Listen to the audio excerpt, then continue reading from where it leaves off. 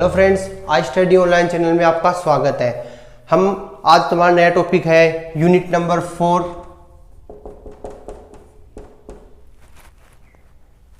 Noble gas. इसको हम बोलते हैं उत्कृष्ट गैस।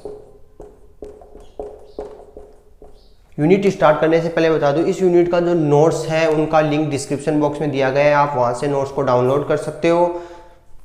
अब चलते हैं हमारे टॉपिक की ओर। उत्कृष्ट गैस, इसको हम बोलते हैं शून्य वर्ग, और इसी को हम बोलते हैं 18 वर्ग समूह। ठीक है, 18 वर्ग समूह है। अब आगे हम बात करते हैं कि उत्कृष्ट गैस क्या होती है। तो देखिए, जो नोबल गैसेज है ये नॉर्मल कंडीशन में कोई रिएक्शन नहीं देती, सामान्य परिस्थिति में कोई रिएक्शन नहीं देती, मतलब कोई रिएक्शन नहीं करती, जैसी है वैसी की वैसी रहेगी। लेकिन एक स्पेसिफिक कंडीशन के अंदर क्या करती है, ये रिएक्शन शो करती है। एक स्पेसिफिक रिएक्शन या स्पेसिफिक कंडीशन के अंदर क्या करेगी, ये रिएक्शन देगी। अब बात करते हैं इसके इलेक्ट्रॉनिक विन्यास की। ठीक है, इलेक्ट्रॉनिक विन्यास की बात करें तो यहां इलेक्ट्रॉनिक विन्यास क्या होगा, NH2Np6। नोबल गैस का इलेक्ट्रॉनिक विन्यास होता है NH2Np6, मींस लास्ट में कितने इलेक्ट्रॉन है, 8 इलेक्ट्रॉन है इसके पास। 8 इलेक्ट्रॉन है तो ऑक्टेट रूल क्या हो रहा है, फॉलो हो रहा है। ऑक्टेट रूल फॉलो हो रहा है। ऑक्टेट रूल फॉलो होगा तो ये ना तो किसी से इलेक्ट्रॉन लेगा और ना ही किसी को इलेक्ट्रॉन देगा। इसका मतलब ये कैसा है, न्यूट्रल चार्ज, या फिर हम बोल सकते हैं कि क्या है, ये चार्जलेस है। इसके ऊपर किसी प्रकार का आवेश नहीं है, न्यूट्रल है, उदासीन होगा, क्योंकि इसके पास क्या है, ना तो इलेक्ट्रॉन लेगा और ना ही इलेक्ट्रॉन देगा। अब हम बात करते हैं कि दो नोबल गैस के जो एलिमेंट्स हैं उनकी, नोबल गैस के अंदर कौन से एलिमेंट को रखा गया है। तो देखिए एलिमेंट, सबसे पहले हम बात करें हीलियम, नियोन, ऑर्गन,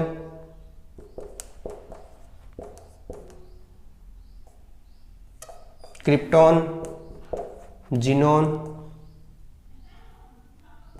और radon. Helium, neon, argon, krypton, xenon और रेडॉन, ये सब क्या है, एलिमेंट है 18 वर्ग के। एलिमेंट कैसे हैं, 18 वर्ग के। अगर इनकी आकार की बात की जाए तो आकार क्या है, छोटा होता है, या हम बोल सकते हैं कि जो नोबल गैस है उनका आकार कैसा होता है, छोटा होता है। सभी क्या कर रही है, ऑक्टेट रूल को फॉलो कर रही है। ये सभी क्या कर रही है, ऑक्टेट रूल को फॉलो कर रही है। ऑक्टेट रूल क्या बोलता है कि उसके पास अधिकतम कितने इलेक्ट्रॉन हो सकते हैं, 2 इलेक्ट्रॉन, 10, 18, 36, 54, 86 इलेक्ट्रॉन होने चाहिए। अगर ये इस प्रकार से इलेक्ट्रॉन अरेंज कर रही है तो वो क्या करती है, ऑक्टेट रूल को फॉलो करती है, और इसका जो इलेक्ट्रॉनिक कॉन्फ़िगरेशन है वो कैसा होगा, स्टेबल होगा, स्थायी इलेक्ट्रॉनिक विन्यास होगा। ठीक है, अब आगे हम बात करें कि जो नोबल गैस है उनके सामान्य गुणों की।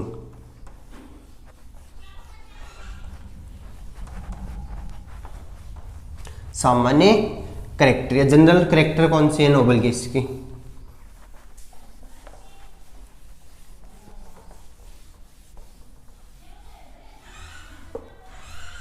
देखिए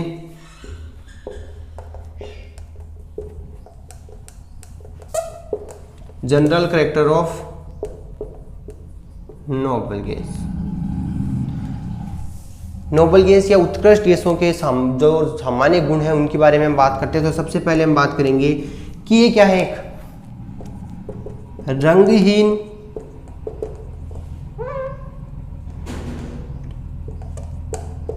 गंधहीन,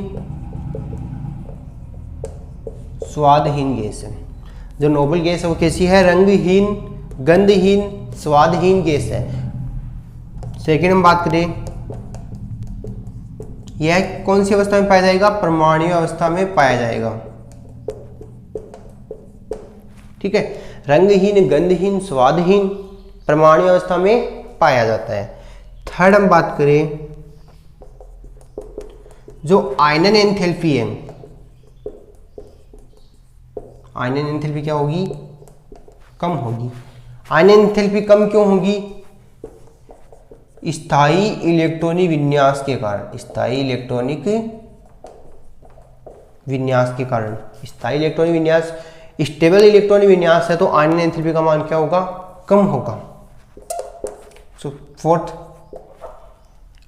न्यूट्रल चार्ज है तो ये इलेक्ट्रॉन ग्रहण नहीं करेगा, तो इलेक्ट्रॉन ग्रहण एंथैल्पी क्या होगी? 0। इलेक्ट्रॉन ग्रहण एंथैल्पी 0 होती है, ठीक है। क्योंकि यहाँ ये ना तो कि ये इलेक्ट्रॉन ग्रहण नहीं करेगी क्योंकि इसको इलेक्ट्रॉन की आवश्यकता नहीं है और इलेक्ट्रॉन ही चाहिए, तो इसकी इलेक्ट्रॉन ग्रहण एंथैल्पी का मान क्या हो जाएगा? 0 हो जाएगा। फिर हम बात करें 5th पॉइंट, विद्युत ऋणता की अभी तक कोई व्याख्या नहीं है। या हम बोल सकते हैं कि इसकी विद्युत ऋणता क्या होगी? ज्यादा होगी या कम होगी? उसकी अभी तक कोई व्याख्या नहीं की गई कि विद्युत ऋणता ज्यादा होगी या कम होगी। फिर आगे हम बात करें, परमाणु का जो आकार है, परमाणु का आकार है वो क्या होता है? छोटा होता है। पीरियोडिक टेबल में परमाणु का जो आकार है वो कैसा होता है? छोटा होता है। हम बोल सकते हैं कि इसकी जो साइज है वो क्या होगी?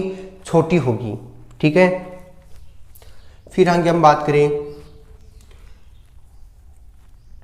विलेयता की। ये जल में क्या होती है? अल्पविलेय। जल में क्या होती है? अल्पविलेय। मतलब जब इसको जल में नोबल गैस को वाटर के अंदर डिजोल्व किया जाता है तो ये क्या होती है? बहुत ही कम विलेय होती है। फिर हम बात करें, जैसे ही परमाणु क्रमांक बढ़ेगा या परमाणु क्रमांक बढ़ाएंगे तो विलेयता भी क्या हो जाएगी? बढ़ जाएगी। परमाणु क्रमांक बढ़ाएंगे तो विलेयता भी क्या हो जाएगी? बढ़ जाएगी। और ताप बढ़ाएंगे तो विलेयता कम हो जाएगी। ताप बढ़ाएंगे तो विलेयता क्या हो जाएगी? कम हो जाएगी, ठीक है। नेक्स्ट पॉइंट हमारा, नेक्स्ट पॉइंट क्या होगा?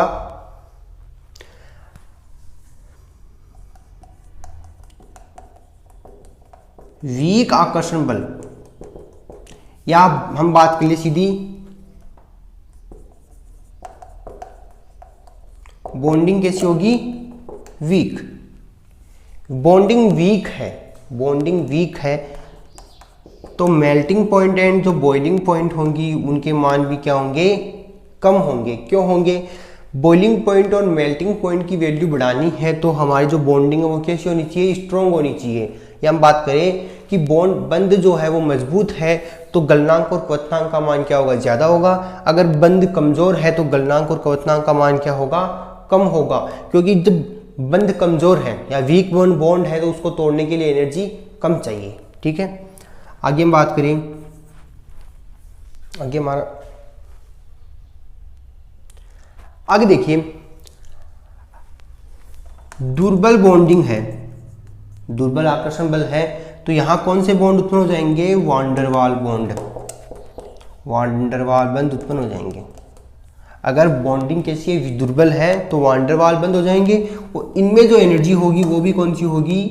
वांडरवाल एनर्जी या वांडरवाल ऊर्जा ही होगी, वांडरवाल ऊर्जा हो जाएगी। फिर आगे हम बात करें, इनकी जो वाष्पन है या हम बोल सकते हैं वेपर वैल्यू है वो क्या होती है? वाष्पन कम होती है। हम बोल सकते हैं इनको वाष्पन या वाष्प में कन्वर्ट नहीं कर सकते, वाष्पन की ऊर्जा क्या होती है? कम होती है। फिर हम बात करें, द्रवित नहीं किया जाता क्योंकि ये गैस है, नोबल गैस है, इनको आसानी से हम द्रवित नहीं कर सकते। हम बोल सकते हैं कि इनको लिक्विड में चेंज नहीं कर सकते, इनको लिक्विड में चेंज नहीं कर सकते, ठीक है। दोबारा देख लीजिए, सारे पॉइंट हो गए। इसके बाद हमारा है कम ताप पर, अगर टेम्परेचर कम है तो विद्युत विसर्जन में, टेम्परेचर कम है तो विद्युत विसर्जन में उत्कृष्ट गैस क्या होंगी? रंगहीन होगी। विद्युत विसर्जन में उत्कृष्ट गैस क्या होगी, रंगहीन होगी, किसी प्रकार का कलर शो नहीं करेगी, कलर शो नहीं करेगी। फिर आगे हम बात करें, एक बार इनको रिवाइज कर लेते हैं। सबसे पहले हम जनरल करेक्टर पढ़ रहे थे। जनरल करेक्टर में हमने देखा है कि ये कैसी होगी, रंगहीन, गंधहीन, स्वादहीन होती है। मतलब टेस्ट, इसका टेस्ट नहीं होता, कलर नहीं होता और स्मेल भी नहीं होती। जो नोबल गैस है उसके एलिमेंट होंगे वो किसके रूप में होंगे, परमाणु के रूप में होंगे। हम बोल सकते परमाणु अवस्था में प्रेजेंट होंगे। आयनन एंथैल्पी का मान कम होता है, बहुत कम होता है। क्यों होता है, क्योंकि यहाँ क्या है, इसका इलेक्ट्रॉनिक विन्यास कैसा है, स्टेबल है। इलेक्ट्रॉनिक विन्यास कैसा है, स्टेबल है। इलेक्ट्रॉन ग्रहण नहीं करता तो इसकी इलेक्ट्रॉन ग्रहण एंथैल्पी का मान क्या हो जाएगा, शून्य। फिर हम बात करें विद्युत ऋणता, तो विद्युत ऋणता की अभी तक कोई व्याख्या नहीं की गई कि नोबल गैस की विद्युत ऋणता कैसी होती है, कि बाकी जो अदर एलिमेंट है उनसे ज़्यादा होगी या उनसे कम होगी। फिर आगे हम बात करें पीरियोडिक टेबल में जो नोबल गैस है उनका परमाणु आकार कैसा होता है, छोटा होता है। परमाणु का आकार है वो कैसा होता है, स्मॉल होता है। फिर आगे हम बात करें विलेयता की, तो जो नोबल गैस है वो वाटर के अंदर क्या होगी, अल्प विलेय होंगी। परमाणु क्रमांक है वो क्या होगी, परमाणु क्रमांक जैसे बढ़ेगा तो विलेयता क्या हो जाएगी, बढ़ जाएगी। लेकिन टेम्परेचर बढ़ाएंगे तो विलेयता क्या हो जाएगी, कम हो जाएगी। इसके बाद हम बात करें अगर बॉन्डिंग वीक है, बॉन्डिंग कमजोर है, तो हमारे जो मेल्टिंग पॉइंट और बॉइलिंग पॉइंट की वैल्यू है वो क्या होगी, कम होगी। क्यों होगी, वीक बॉन्डिंग को तोड़ने के लिए हमें एनर्जी की ज़्यादा ज़रूरत नहीं होती। स्ट्रॉन्ग बॉन्डिंग के लिए हमें क्या चाहिए, हाई एनर्जी चाहिए।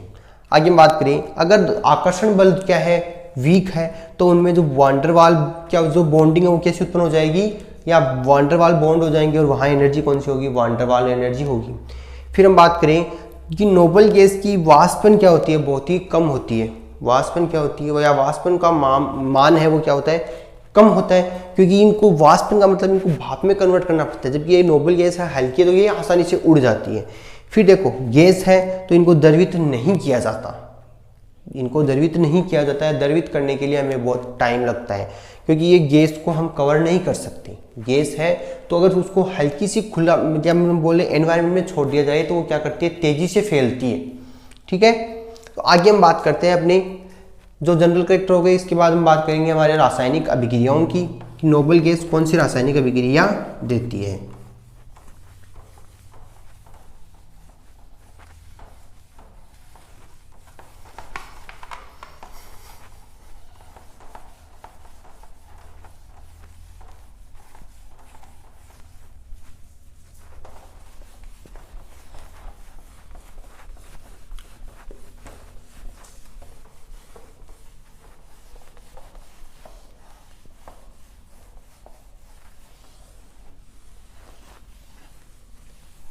देखिए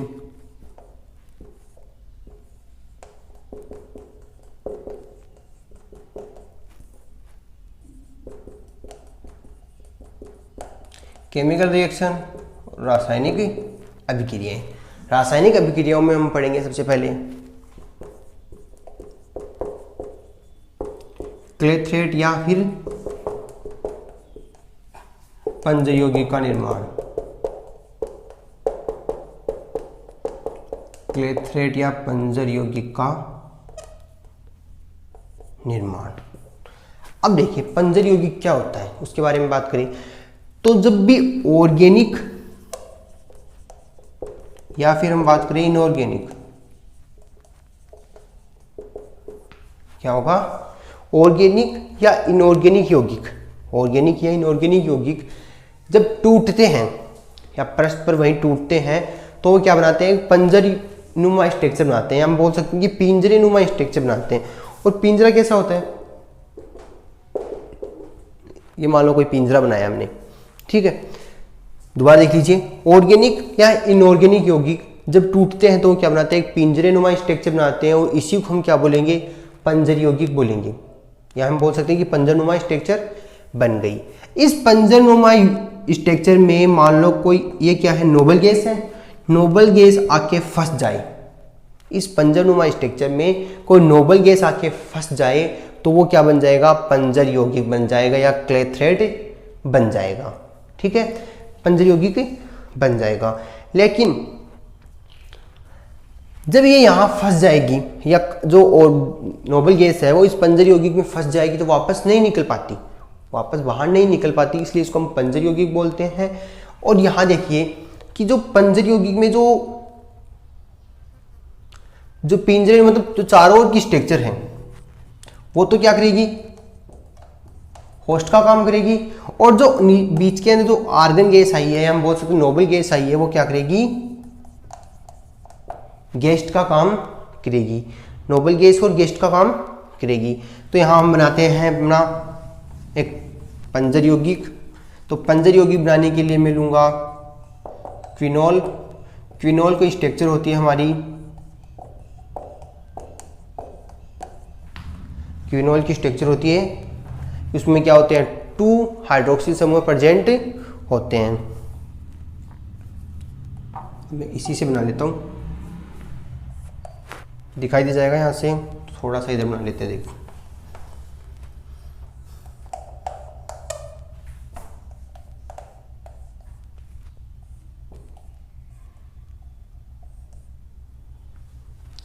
हम बना रहे हैं पंजर यौगिक। तो पंजर यौगिक में हमें क्या चाहिए, OH, OH या फिर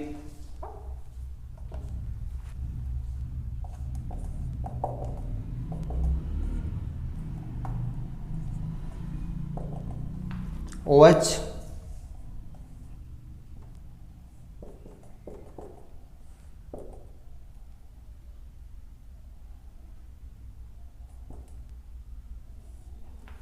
ये OH,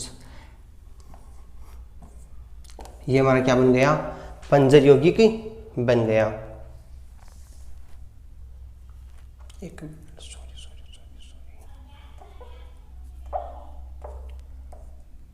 ये O बॉन्डिंग बन गई H से, सॉरी, ठीक है। देखिए यहां ये बना है पंजर यौगिक। ये पंजर यौगिक किसका काम करेगा, होस्ट का। जब इस पंजर यौगिक के अंदर कोई नोबल गैस आके फिट हो जाए, ये क्या है, नोबल गैस, ये क्या करेगी, गेस्ट का काम करेगी, ठीक है। तो हम बोल सकते हैं पंजर यौगिक में क्या होता है, एक होस्ट सेल होती है और एक गेस्ट सेल होती है। जब ये नोबल गैस पंजर यौगिक में आके फिट हो जाती है तो ये यहाँ से बाहर नहीं निकल पाती, और इसको बाहर निकालने के लिए हम क्या करते हैं, या तो इसको वाटर के अंदर डिजोल्व किया जाता है, हम बोल सकते हैं या तो इसको वाटर के अंदर डिजोल्व किया जाता है या फिर इसको गर्म किया जाता है, ठीक है। या तो इसको वाटर में डिजोल्व किया जाता है या इसको हीट दी जाती है। जैसे ही इसको गर्म करेंगे या वाटर के अंदर डिजोल्व करेंगे तो यहाँ से जो नोबल गैस है वो क्या हो जाएगी, बाहर निकल जाएगी। हम बोल सकते हैं यहाँ से ये फ्री हो जाएगी, ठीक है। आगे हम बात करें पंजर यौगिक और इस नोबल गैस के अंदर कोई बॉन्डिंग नहीं होती, कोई बॉन्डिंग नहीं होती, ये केवल इसके अंदर फिट रहती है, बीच में प्रेजेंट होती है, ठीक है। ये हमारा बन गया पंजर यौगिक। एक बार दोबारा लिख लीजिए, पंजर यौगिक बनाने के लिए हमें क्या चाहिए, ऑर्गेनिक एंड इनऑर्गेनिक यौगिक चाहिए, कार्बनिक और अकार्बनिक यौगिक चाहिए। कार्बनिक यौगिक या अकार्बनिक यौगिक टूटकर एक पिंजरनुमा स्ट्रक्चर बनाते हैं जिसको हम बोलते हैं पंजर, और जब नोबल गैस उसके अंदर आके फिट हो जाती है तो उसको हम बोलेंगे नोबल गैस, या हम बोलते हैं पंजर यौगिक। और इस पंजर यौगिक से जब ये नोबल गैस बाहर नहीं निकल पाती, पंजर यौगिक से नोबल गैस बाहर नहीं निकल पाती, तब हम उसको क्या देते हैं, हीट देते हैं, इसको वाटर के अंदर डिजोल्व करते हैं। और जैसे ये डिजोल्व होगी, यहाँ से जो नोबल गैस है वो मुक्त फ्री हो जाएगी। फ्री होते ही ये क्या बन जाएगा, एक पंजर यौगिक बन जाएगा। आगे हम बात करें कि जो चारों ओर का पंजर या पिंजरा है वो तो काम करेगा होस्ट सेल का, और यहाँ पे जो अंदर जो नोबल गैस आई है वो क्या करेगी, गेस्ट सेल का काम करेगी, ठीक है। आगे हम सेकेंड रिएक्शंस की बात करें इसकी।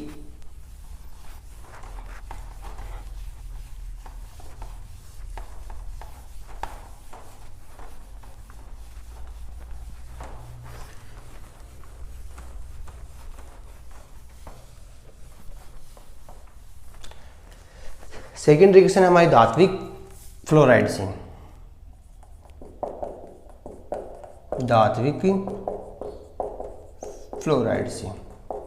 इससे पहले मैं बता दूं कि नोबल गैस में हम केवल जिनोन और क्रिप्टेन, इन दो के ही हमारे पास क्या है, यौगिक मिलते हैं, बाकी अदर के हमें यौगिक नहीं मिलते। तो पहले मैं धात्विक फ्लोराइड की रिएक्शन कराऊं तो फ्लोराइड PtF6,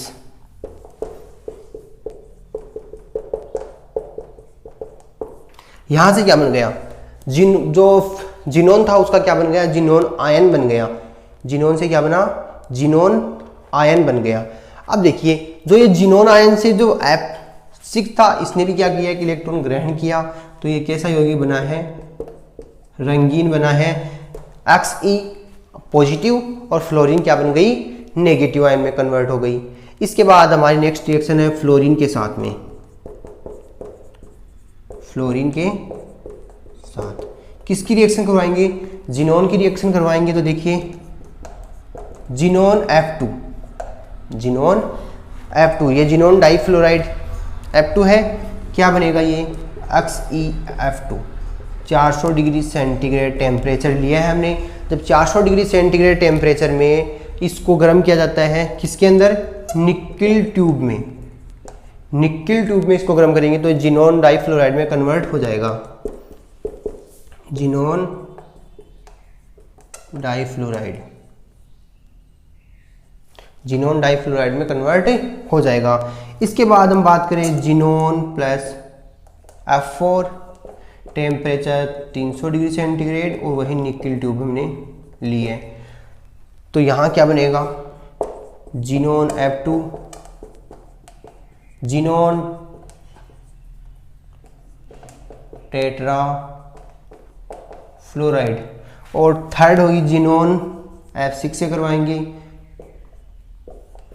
तो यहाँ देखिए 300 degree centigrade, 6 degree atmospheric temperature और वही हमारी निकिल ट्यूब, तो क्या बन जाएगा XeF6, xenon hexa fluoride, xenon hexa fluoride बन जाएगा। ठीक है, ये 3 टाइप के हमारे पास क्या हो गए, फ्लोराइड हो गए, फ्लोरीन के फ्लोराइड बना लिए हमने, जिनोन के साथ रिएक्शन करवाई। इसके अब देखिए इस चैप्टर के अंदर हम इन तीनों के बारे में डिस्कस करेंगे, इन तीनों के बारे में भी डिस्कस करेंगे। इसके बाद आगे हम बात करते हैं डाईऑक्सिन डाइफ्लोराइड, डाईऑक्सिन डाइफ्लोराइड के साथ में।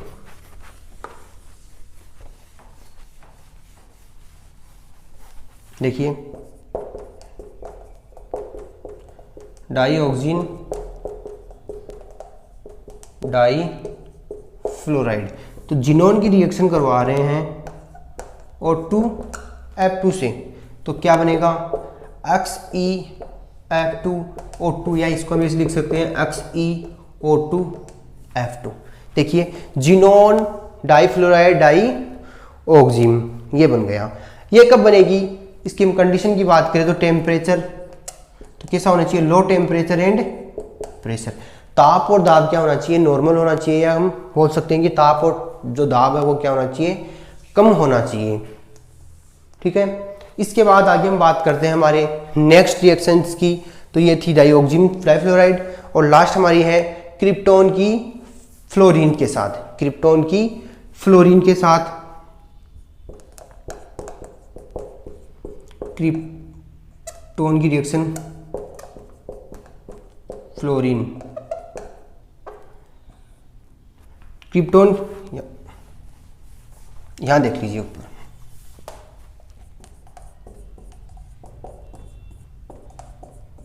फ्लोरीन के साथ रिएक्शन करवाएंगे Kr प्लस F2 क्या बनेगी,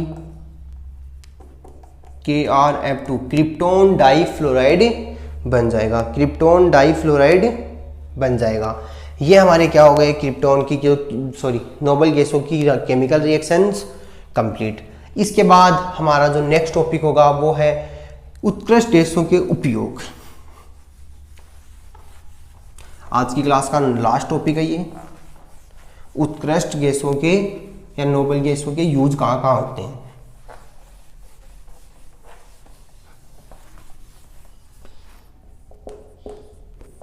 यूज की हम बात करें, सबसे पहले हम यूज करते हैं नोबल गैस का